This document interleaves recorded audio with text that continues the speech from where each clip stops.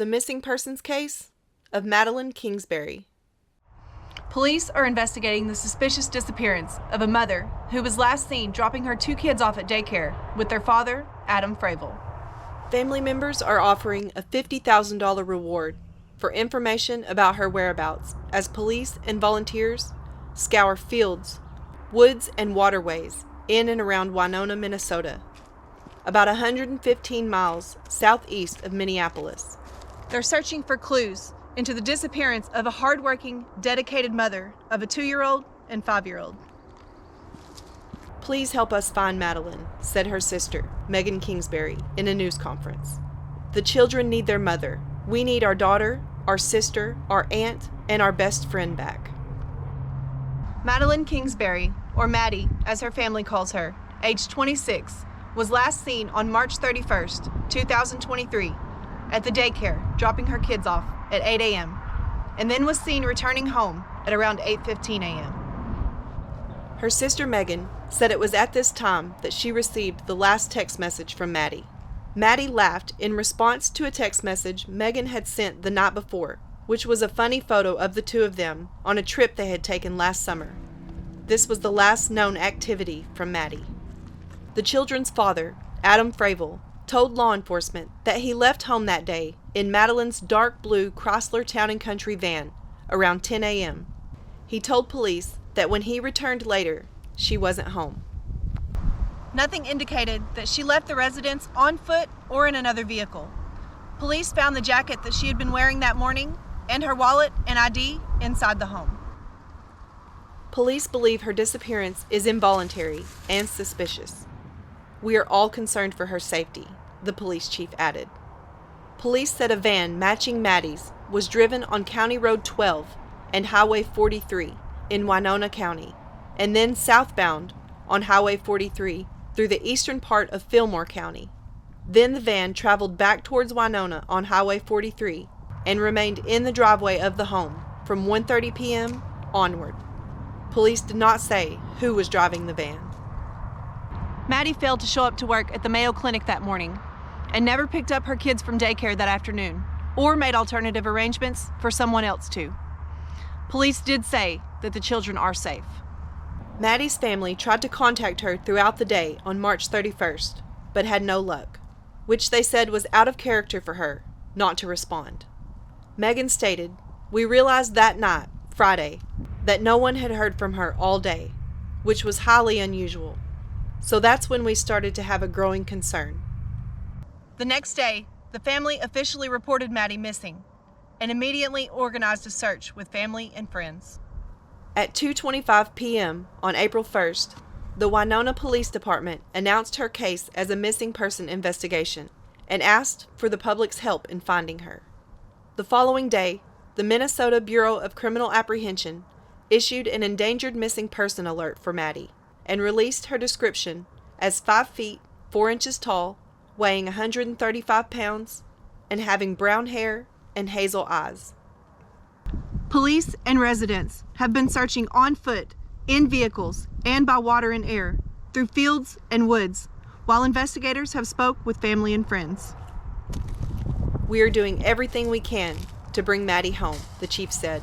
"No stone is being left unturned, and we are using every tool at our disposal to find her." Police have enlisted the help of residents in and around Winona and Fillmore counties, asking them to walk their properties, check outbuildings, and look for signs of a disturbance. The chief asked residents to check any property cameras, including doorbell and security cams, covering the time period from 8 a.m. on March 31st to 4 p.m. on April 1st. "We ask that you check the video for a dark blue minivan, driving by or stopping, regardless of whether you see something or not," the chief said. "Your information might be the final piece that brings Maddi home. This is an extremely difficult time for Maddi's family and friends who want nothing more than to have her home." Hundreds of volunteers came together for 2 days for a massive search organized by law enforcement. Nearly 2,000 volunteers came to search in Fillmore County on Friday, April 7th, with another 700 turning out to search the following day. On Saturday, April 8th, police announced that there would be no additional mass searches led by law enforcement, due to the large amount of ground that was covered by the nearly 2,600 volunteers over the weekend, and instead, law enforcement would focus their efforts on targeted search areas. The search for Maddi is not ending, and neither is the investigation into her disappearance. As we develop new leads and new search areas, teams of law enforcement officers will do targeted searches. We are not giving up, and we want to thank everyone for their continued support for Maddi and her family. On April 12th, the Winona Police Department released an updated statement into the investigation of Maddi's disappearance, saying they remain extremely concerned for her safety. We have had two goals since we learned Maddi was missing: bring her home, and if warranted, hold accountable the person or persons responsible for her disappearance. Releasing certain information about the investigation would jeopardize our availability to achieve these goals. We understand just how much the community wants answers, and we are asking everyone to be patient as the investigative process unfolds. We remain confident we will find Maddi and bring her home to her family. Since the large organized search on April 8th, law enforcement has continued targeted searches in Winona and Fillmore counties. From Monday to Wednesday, over 100 law enforcement and public safety personnel searched areas of interest based on information from the investigation or tips. They've also executed several search warrants. Police said Maddi's van was taken to be processed for forensic evidence. Police did not say if anything was found. According to Maddi's sister Megan, Maddi was planning on moving out of the home that she shared with the father of her children before she went missing. She stated that Maddi and Fravel were no longer in a romantic relationship.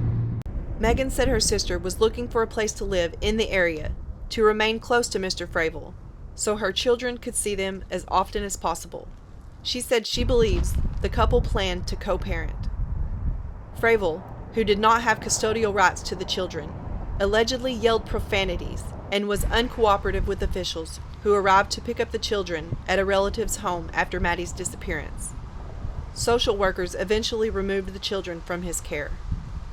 Megan has stated that she has seen her 5-year-old niece and 2-year-old nephew since they were removed from their father's care. She says they are doing well and are in a safe place. Fravel has insisted that he was cooperating with investigators and denied any involvement in the disappearance. He has not spoken with Maddi's family since her disappearance 3 weeks ago. As of now, a suspect has not been named in Maddi's disappearance. The family says they have been in close contact with law enforcement and are getting daily updates. Megan stated in an interview, "Of course we're hopeful that we're going to find her. It's not so much a question of if, it's when.